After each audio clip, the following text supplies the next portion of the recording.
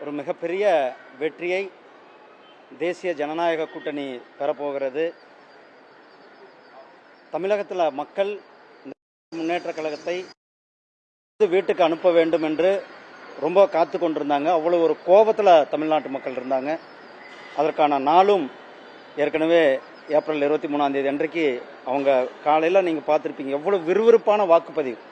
தமிழ்நாடு அரசியலில் இதுக்கு முன்னாடி இப்படி ஒரு வாக்குப்பதிவு நடந்ததே கிடையாது வரலாற்றில். அதுக்காக அந்த அளவுக்கு திமுக அரசாங்கத்தின் மேலே மக்களுக்கு ஒரு பெரிய கோபம், ஆதங்கம், வெறுப்பு.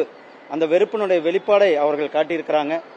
அதுதான் நம்ம 4 அன்றைக்கு மிகப்பெரிய ஒரு வெற்றி பெற்று தேசிய ஜனநாயக கூட்டணியானது மிகப்பெரிய ஒரு வெற்றி பெற்று தமிழ்நாட்டு மக்களுக்கு வளர்ச்சியை, டபுள் இன்ஜின் சர்க்கார் என்று சொல்லக்கூடிய மத்தியிலும் ஆட்சி, மாநிலத்திலும் ஆட்சி, அந்த ஒரு மிகப்பெரிய அளவில் வளர்ச்சிக்கு அடித்தளமிடுகின்ற ஆட்சியை தமிழக மக்கள் விரும்புகிறார்கள்.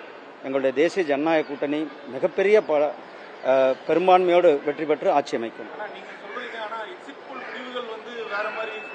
ஆனால் எக்ஸிட் போலில் நீங்கள் பார்த்துருப்பீங்க, பல எக்ஸிட் போலில் பல கருத்துக்கள் எங்களோட தேசிய ஜனநாயக கூட்டணி வெற்றி பெற்று ஆட்சி அமைக்கணும் தான் சொல்லியிருக்காங்க.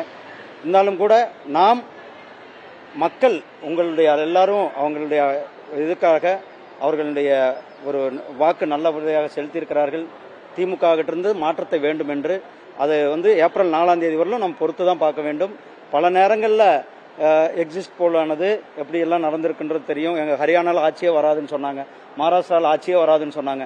ஆனால் அதையெல்லாம் தாண்டி ஹரியானாவிலும் மகாராஷ்டிராவிலும் மிகப்பெரிய ஒரு வெற்றியை எங்களுடைய தேசிய ஜனநாயக கூட்டணியானது பெற்றது. அதனால் சகோதரர்களே, நாம் இவ்வளோ நாள் வெயிட் பண்ணீங்க, இன்னும் 2 நாள் தான் இருக்குது, நம்ம 2-3 நாட்கள் தான் இருக்கிறது. நாம் வெயிட் பண்ணுவோம். ஒரு மிகப்பெரிய ஒரு மாற்றம் ஏற்பட இருக்கிறது. தேசிய ஜனநாயக கூட்டணியானது ஆட்சி வர இருக்கிறது. நன்றி. முன்னாள் அமைச்சர் செந்தில் பாலாஜி மேல பின்பற்றி வழக்கு சிபிஐ மாற்றிருக்காங்க.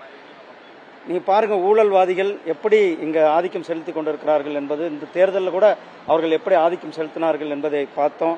அதையெல்லாம் மக்கள் அவர்களெல்லாம் வீட்டுக்கு போக வேண்டும் என்று தான் மக்கள் விரும்பி திமுகவுக்கு எதிராக வாக்குகளை கொடுத்திருக்கிறார்கள். நிச்சயமாக சட்டம் தன்னுடைய கடமை செய்து கொண்டிருக்கிறது. நிச்சயமாக தவறு செய்தவர்கள் யாராக இருந்தாலும் கூட அவர்கள் மேல நடவடிக்கை எடுக்கப்பட வேண்டும் என்பது அதை எடுத்திருக்கிறாங்க.